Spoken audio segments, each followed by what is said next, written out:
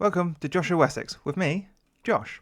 This is a YouTube channel that tries to use logic, reasoning, and common sense to make sense of all the world around us and see what's going on. So, if you like this type of stuff, please do like the video. Get it up for the algorithm. Subscribe if you kind of want to see what happens next, and feel free to check out my channel and the other videos that I've done. Otherwise, we're just going to get into it. And the video topic today is the trans movement situation. Basically, everyone's aware of it. It's been in the news loads of times. But with all the sort of work, e-learning that you kind of get force-fed by HR, all the stuff that the media and the government sort of propagandise, it's probably hard to make sense of actually what's going on, sort of where we are. So, in this video, we're going to try and get through all that. Now, mind you, I'm not a scientist. I'm not an expert in anything in the matter. I'm taking this from a non-politically correct, non-HR point of view. So, if I get anything wrong in terms of facts or information like that, please feel free to let me know in the comments. Otherwise, I'm not really bothered. So, with that in mind, let's get started. So, trans then used to be what we call transsexuals because they were transitioning their sexuality. It's now called transgender, but at the end of the day, gender and sex we've always kind of used synonymously, because with sex it was male and female, with gender it was male and female on the form. I reckon people started using gender because they didn't write sex on a form, so there we go. I'm not going to get into the other gender stuff at the moment. We'll save that till later on because that's mental. But otherwise, yeah, so transsexuals are what you used to call them. Trannies. Apparently you can't say trannies anymore, but mind you, you don't call them bricklayers, you call them brickies. So it's just a shorter, nicer way of saying it, I guess, but never mind.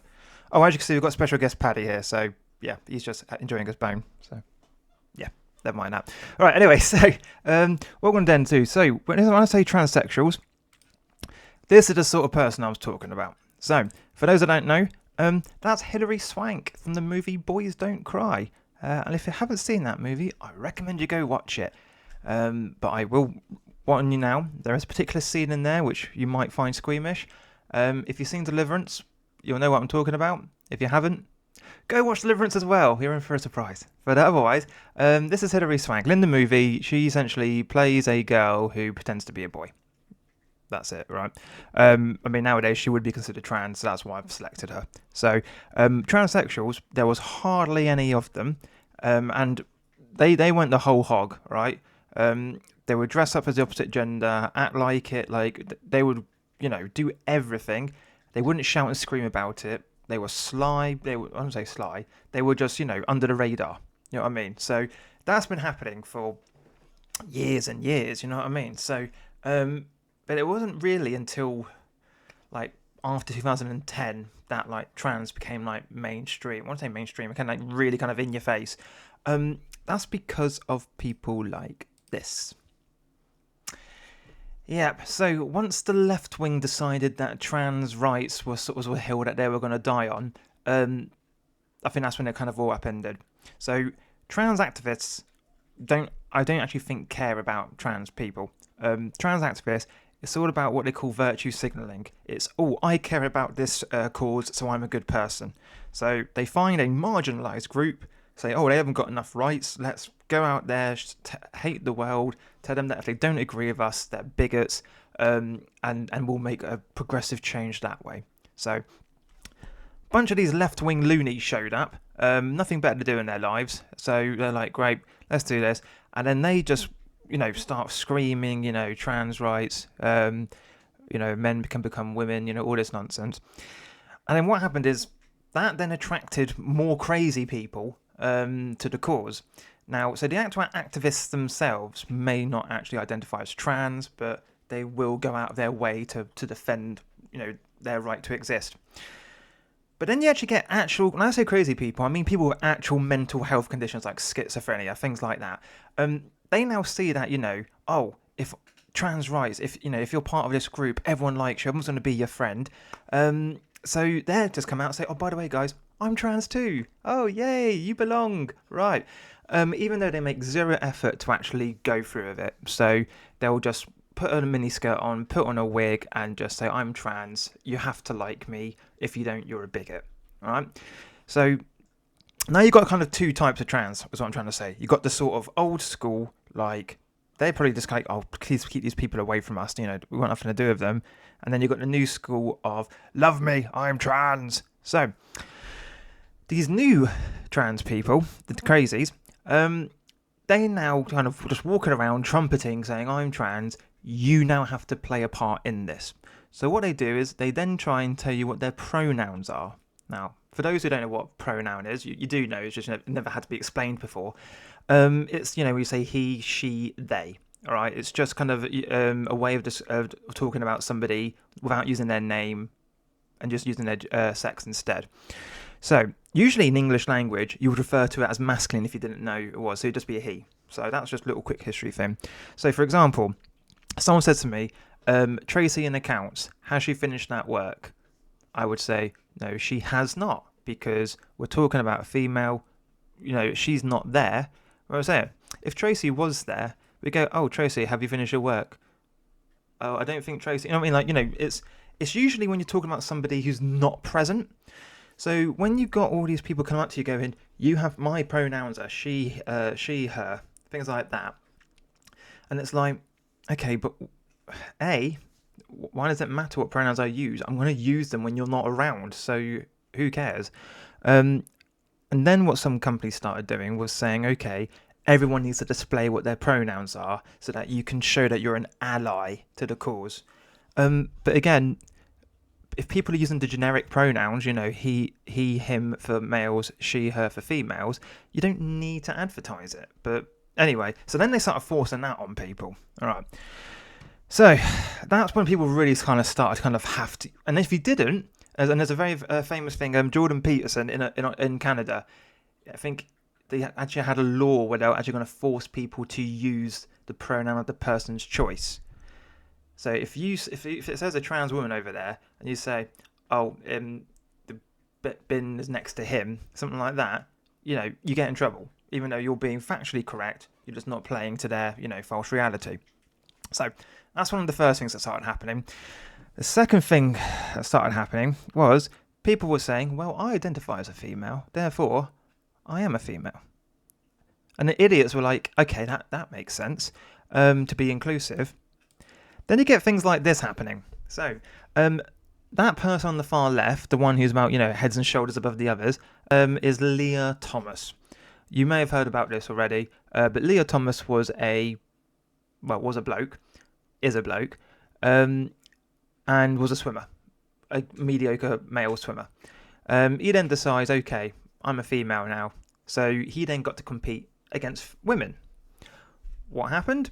Well, he won all his races, broke all the records, and that's it. He's got a little gold medal there. So that kind of playing to trying to be inclusive, well, that kind of backfired a little bit on normal people. And I want to say normal in terms of if we're talking about statistics, the general distribution of the population, everyone here is normal. Outliers are not normal. So I can get away with that then.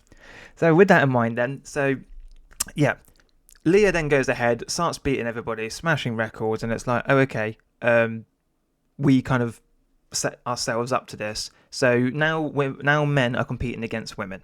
So we've just completely lost that separation between what men and women are in sports. I mean, it's almost like we actually have different categories for a reason.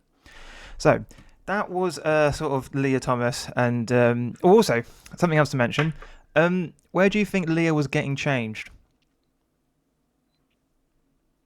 In the women's changing rooms. Now, as you can't really see in this photo because I haven't picked that sort of photo, but what this is there's a bit of a bulge there. So you imagine you're a high school girl, you're getting dressed, and there's somebody there with a Johnson swinging around.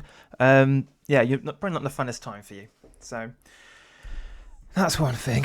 Right, now we've got pronouns. Now we've actually got them in the changing rooms. Something else then that starts happening. Let me just change this over. Obviously it infects the UK like it normally does. So what happens here is in Camden, when I was saying actually, well, if it's such an issue to have trans women in the toilets, let's just get rid of the whole category. So they actually proposed this. I don't remember. I think I know what happened afterwards, but I don't want to put it in this video. because I think it's bad.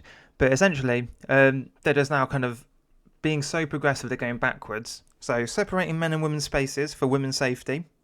And let's be honest, men don't want to be getting changed around women either. They make a mess everywhere. If you've ever gone to like a shared like toilet like at work, you know what I mean. They're disgusting, really.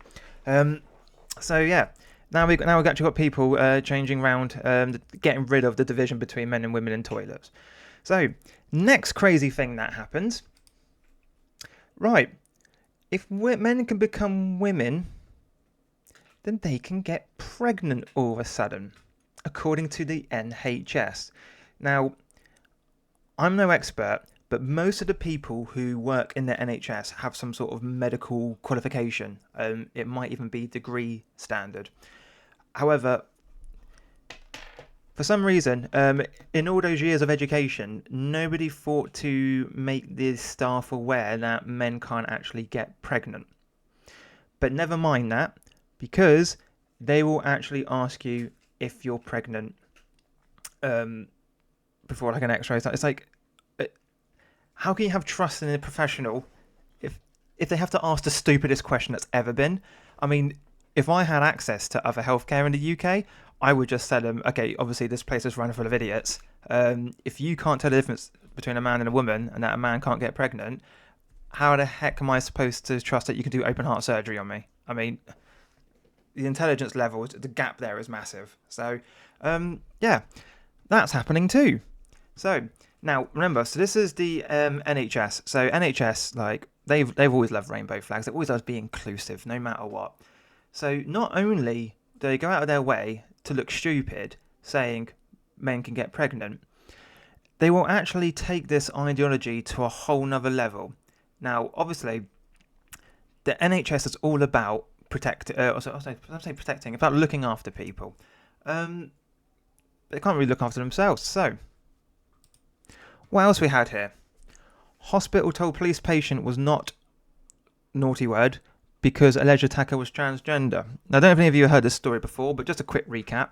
There's a lady, she has a surgery. I think she's like in a recovery ward or something. Turns out it's a single sex ward, female.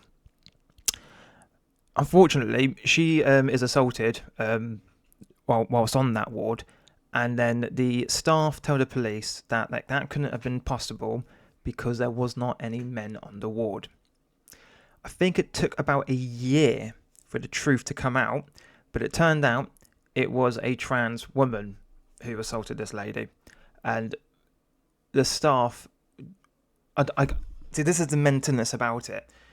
They're so keen on protecting because I told you it's a left-wing hill to die on now.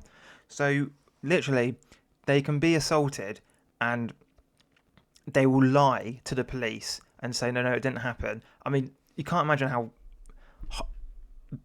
mental that is to say, okay, yeah, something happened. We're going to lie about it because for the greater good. That's pretty naughty. So yeah, that's happening. And again, there's been many other examples of this stuff happening, of men in female changing rooms, approaching young children, whilst naked. But I think it really all sort of started kicking off when this fella showed up. So, for those that don't remember this person, I don't know what the actual before name was, but this is Isla Bryson. Now, Isla Bryson is essentially a landmark case. So, this is a gentleman who assaulted a lady and was convicted of it. All right. So, whilst he was awaiting, I think, sentencing, essentially he decided that he's no longer a man and that, in fact, he's a woman. And he went the whole hog, put on a wig and painted his fingernails. All right. So, because this was in Scotland, and the Scottish are run by the SNP, the most left loony party that you can ever imagine. Any SNP voters watching? Hi? I don't know what you're thinking. Anyway. So, what was happening then is because this person was identifying as a trans woman, they were seriously considering putting him in a female prison. Now, just remember I said the crime he was convicted of was assaulting a woman in a very, very not nice way. I can't say it for YouTube. So, and then they were actually considering putting them in a female prison. Again, I just told you what happened on that hospital ward. It's like putting a fox in a hen house and expecting nothing to happen. You know what I mean? So, anyway, this got so mental that our lovely friend, let me get her up, Nicola Sturgeon. For those who don't remember or can't remember, Nicola Sturgeon was the leader of the SNP for a very long time. She backstabbed Alex Salmond to get the role, and she was in there for ages. She's in a bit of legal hot water at the moment, I think, but I'm not going to comment on that. In fact, she was so scary. Matt Hancock, the health secretary during COVID, was just putting in random quarantine rules because he was scared that he'd do something to annoy her and have to get a call from her or something like that. That's how, weedle he was. But this Isla Bryson situation landed on her desk, and I'm just going to play you this interview. It's a very short snip, and this is essentially the logic behind the trans movement. Right. My question is, are all trans women women? You haven't answered that question. Well, that's not the point that we're dealing with here. That's the question I'm answering. Trans women are women, but in the prison context, there is no automatic right for a trans woman. So there are contexts where a trans woman is not a woman? No, there is circumstances in which a trans woman will be housed in the male prison estate. Is there any context in which a woman born as a woman will be housed in the male estate? Look, we're talking here about trans women. And I'm now asking about women born as women. I don't think there are circumstances there, but... So it's different for trans women? Well, yes, and I'm not... So they're not equal? That is not... There is a risk assessment process done for trans women that takes account of the nature of the crime. Clearly, significant concern arises out of sexual crime and whether it's appropriate for them to be in a female prison or a male prison. Right, so that was essentially it. Now, unfortunately for Nicola, that was such a bat crazy response that she ended up resigning because it just made no sense. So as you can see there, well, that's a bad pose, isn't it? Let me just get out of that. Right. So as you can see there, Nicola Sturgeon was like, okay, yeah, you can put men in women's prisons, and then the guy's like, okay, you put women in women's prison, men's prison. She's like, no, and it's like, well, why not? It's men, man, woman, woman. So the logic just doesn't make sense. So yeah, even the high echelons of power, it's just retarded. I'm going to say retarded because it really is. So just a quick summary of just kind of that portion that we've just been talking about. Essentially, crazy people infiltrated the whole trans identity. Started kind of forcing people to kind of sign up to their warped reality by telling them to use their pronouns. Started using women-only spaces, started assaulting women in those women-only spaces, and then started getting politicians tongue-tied on what to do about it, because if anyone ever said anything negative about it, the left-wingers would come out, scream at you, you're a bigot, you're a fascist, all that nonsense. And as we know about politicians and most of the public sector workers, they're all pussies. So that is sort of part of the issue with the trans thing, and I think a lot of you know about that. So once we started seeing things like this with Nicola happen, I think a lot of the general population started to go, actually, there's some issues with this. The second thing that kind of has gone wrong with the trans movement is their treatment of kids. So I'm going to introduce you to a organisation called Stonewall. Now, when I worked for the High Street Lender, we had e-learning about this like every 3-4 months, and Stonewall was the providers of that e-learning. So I'm just going to give you a quick history. Stonewall essentially was, back in the 1980s, 90s, a gay advocacy charity, and they were campaigning to make sure that homosexual people had the same rights, and obviously, I mean, if you look every June, you can't, there's a pride flag on every street corner. They clearly done a good job. So obviously, once that's done, once that's over, the war's done. So what's a soldier going to do? Is he going to go back to his farm and plough the fields? No. Stonewall, they just looked for another war to fight, and they found one, the trans one. So what Stonewall would do is they would go to government organisations, they would go to businesses and say, listen, you're all bigots. However, if you give us money, we can train you to not be as big a bigot. I mean, you'll always be a bigot. That's their logic. They said, no, I'm sorry, you're just going to be a bigot no matter what. But give us money, and we'll tell you how maybe you can stop being a bigot. So they pump out all this e-learning, and pump out all this sort of marketing, just trying to get out there saying everyone loves trans or else. Now, these are the sort of people... No, hang on, let's get rid of this advert. These are the sort of people that had a tweet suggesting that 2-year-olds could be transgender. Now, the reason I kind of brought this up is because the second part of this video is about what they've been doing to children. So, you may know this. A lot of the trans people, it's usually in their later years that they kind of, like, oh, actually, this is it. This is who I am, and they transition to becoming the other sex. That wasn't good enough for the lefties. They were going after your kids, and honestly, they even did a song about we're coming after your kids. They've got drag show people going to read books to children. Like, they really are. They go in and they try and tell the kids, listen, you're not. If you've got a boy who likes putting dresses on, they'll say to him, oh no, you're not gay. Don't worry, you're not gay. You're actually transgender. Yeah, you're actually born in the wrong body. And obviously the kids are so impressionable, and they go, oh, okay. So then there were some schools who were actually keeping it from the parents, the fact that the kids were using a name of the opposite sex when they were at school, changing their clothes. And for any parent that did find out, well, let's be honest, most of normal people are idiots. They're too scared to actually say, oh, I don't think this is you. So they just kind of went along with it.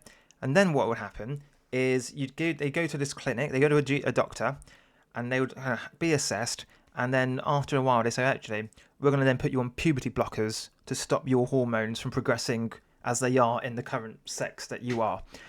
And then honestly, there's a lot of horrible stuff. They have these things like, I think it's like chest binders to stop girls' mammary glands from growing. They cut off them. It's like, I think it's called a sectomy. No, I don't know, but it's actually horrible stuff. It's mutilation of children, right?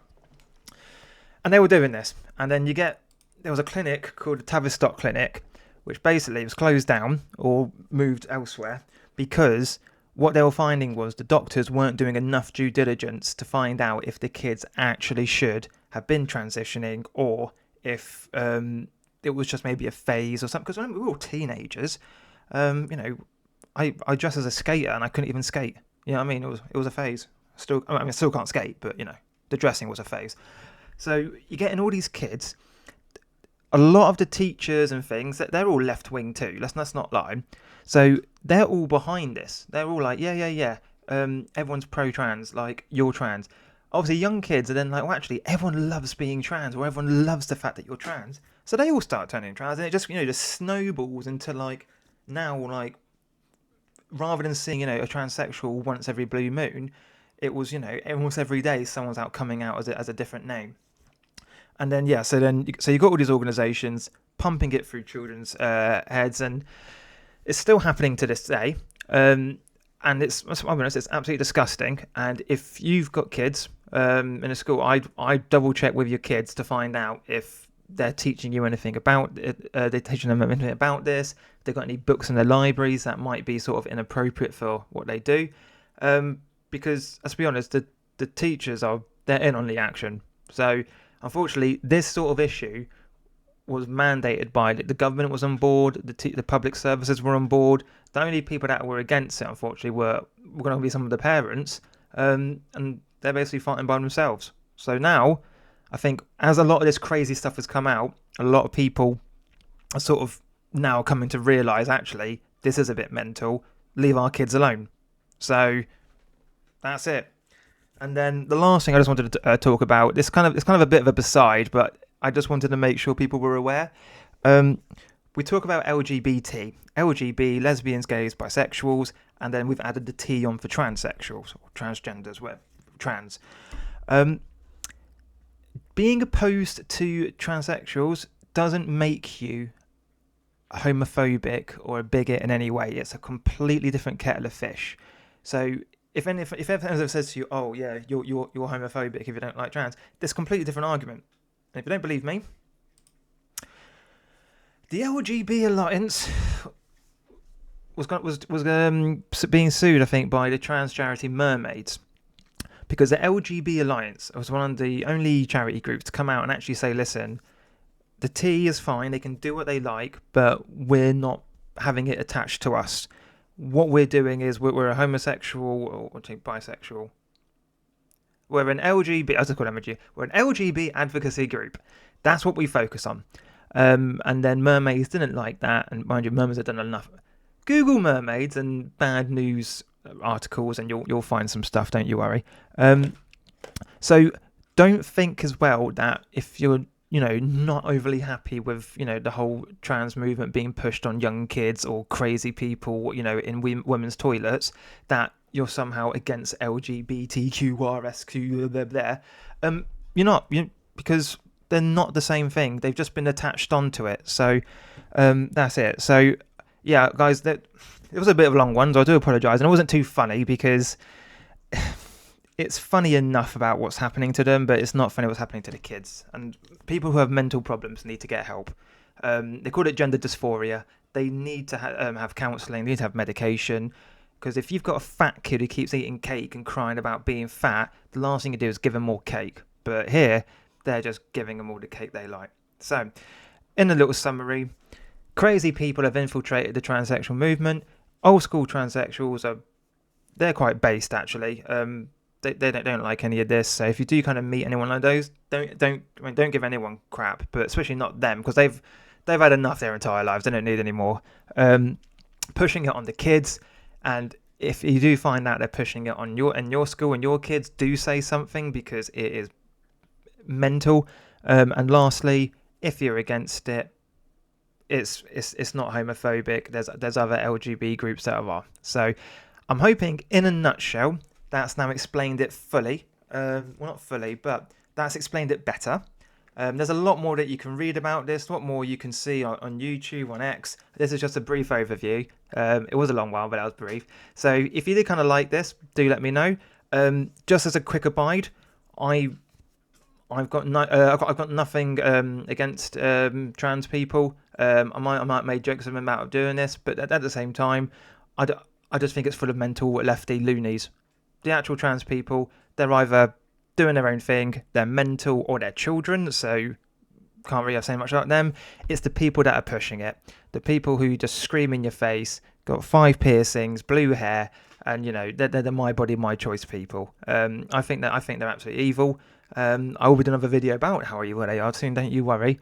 But otherwise, thank you very much for your time today. Please leave a comment if you've got anything to say about this. Like it, or if you did like it, subscribe for more, and have a fantastic rest of your day. Bye bye.